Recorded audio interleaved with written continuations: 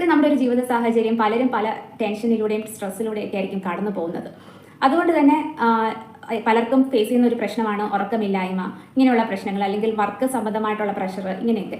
അപ്പോൾ നമ്മുടെ ജീവിതത്തിൽ ചെറിയ ചെറിയ ചേഞ്ചസ് കൊണ്ടുവരുമ്പോൾ നമുക്ക് ചെറിയ മാറ്റങ്ങൾ നമ്മുടെ ജീവിതത്തിൽ കൊണ്ടുവരാൻ സാധിക്കും. അത് 1-2 ദിവസം കൊണ്ട് സാധ്യമാകുമെന്നല്ല, പക്ഷേ ഒരു 1 മന്തെങ്കിലും അത് ഫോളോ ചെയ്യാൻ ശ്രമിക്കുമ്പോൾ നമുക്ക് തന്നെ ചെറിയൊരു ചേഞ്ചസ് നമ്മളിൽ ഫീൽ ചെയ്യും.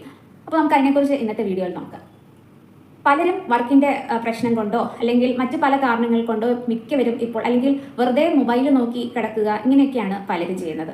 അതുകൊണ്ട് തന്നെ രാത്രിയിൽ വളരെ വൈകി ഉറങ്ങിയിട്ട് രാവിലെ വളരെ വൈകി എഴുന്നേൽക്കുന്നവരാണ് കൂടുതലും ഇപ്പോൾ കണ്ടുവരുന്നത്.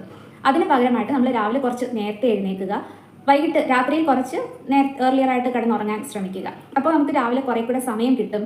ഇപ്പോൾ ജോലിക്കൊക്കെ പോകേണ്ടവരാണെങ്കിൽ കുറച്ചുകൂടെ റിലാക്സ് ചെയ്ത് നമുക്ക് റെഡിയായിട്ട് പോകാനുള്ള ടൈം കിട്ടും, കുറച്ചുകൂടെ പ്രൊഡക്റ്റീവ് ആവാൻ സാധിക്കും.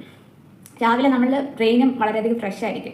അപ്പോൾ എഴുന്നേറ്റ ഉടനെ ഇപ്പോൾ നമ്മൾ ചെയ്യുന്ന ഒരു കാര്യമാണ്, രാവിലെ എഴുന്നേറ്റ ഉടനെ മൊബൈൽ എടുത്ത് നോക്കും. അതിലെന്തൊക്കെ ന്യൂസ് ഉണ്ട്, ഫോട്ടോസ് ഉണ്ട്, അല്ലെങ്കിൽ എന്തൊക്കെ അപ്ഡേഷൻ നടന്നിട്ടുണ്ട്, ഇങ്ങനെയൊക്കെ നമ്മളെപ്പോഴും മൊബൈൽ എടുത്ത് നോക്കി കുറേ ടൈം അങ്ങനെ അങ്ങ് പോകും രാവിലെ തന്നെ. അതിന് പകരം നമ്മൾ എഴുന്നേറ്റ് നമ്മുടേതായ കാര്യങ്ങളൊക്കെ ചെയ്ത് ഒരു 1/2-3/4 മണിക്കൂറെങ്കിലും കഴിഞ്ഞിട്ട് നമ്മൾ മൊബൈൽ എടുത്ത് നോക്കുന്നതാണ് നല്ലത്. നമ്മുടെ ബ്രെയിനിന് അതായിരിക്കും കൂടുതൽ നല്ലത്, കുറച്ചും കൂടെ നമുക്ക് ആക്റ്റീവായിട്ടിരിക്കാൻ സാധിക്കും. അതുപോലെ നമ്മൾ ഈ രാവിലെ എഴുന്നേറ്റ് കഴിഞ്ഞിട്ട് അതുപോലെ രാത്രിയിൽ കിടക്കുന്ന സമയത്തും കുറച്ച് നേരം ഒന്ന് ഡീപ്പ് ബ്രീത്ത് ചെയ്യുന്നത് നന്നായിരിക്കും. ഒരു ഡീപ്പ് ബ്രീത്തിങ് എക്സസൈസ് പോലെ, അതായത് ശ്വാസം എടുത്ത് ഉള്ളിലേക്ക് എടുക്കുക, ഒരു 1-2 സെക്കൻഡ് ഹോൾഡ് ചെയ്യുക, ദീർഘമായിട്ട് ശ്വാസം പുറത്തേക്ക് വിടുക. സ്ലോ ആയിട്ട് ചെയ്യേണ്ട ഒരു പ്രോസസ്സാണ്. ഇങ്ങനെ ദിവസേന ഒരു 5 പ്രാവശ്യമോ അല്ലെങ്കിൽ 3-5 പ്രാവശ്യം നമുക്ക് പറ്റുന്ന അത്രയും ചെയ്യുക. ആദ്യമൊക്കെ ഒരു 3 പ്രാവശ്യം ഒക്കെ ചെയ്യുന്ന മതിയായിരിക്കും. പതുക്കെ ഒരു 5 ടൈംസ് 10 ടൈംസ് ആക്കുവാണെങ്കിൽ നല്ലതായിരിക്കും. നമുക്ക് പറ്റുന്നത് പോലെ നമ്മൾ അങ്ങനെ ഒന്ന് രാവിലെ എഴുന്നേറ്റ് ഒരു 5 ടൈംസ് രാവിലെ എഴുന്നേറ്റ് ബെഡിലിരുന്ന് തന്നെ അങ്ങനെ ഒന്ന് ചെയ്യാൻ ശ്രമിക്കുക, നല്ലതായിരിക്കും. അതുപോലെ രാത്രി ഉറങ്ങുന്നതിന് മുമ്പും ഇതുപോലെ ഡീപ്പ് ബ്രീത്തിങ് ചെയ്യുന്നത് നന്നായിരിക്കും.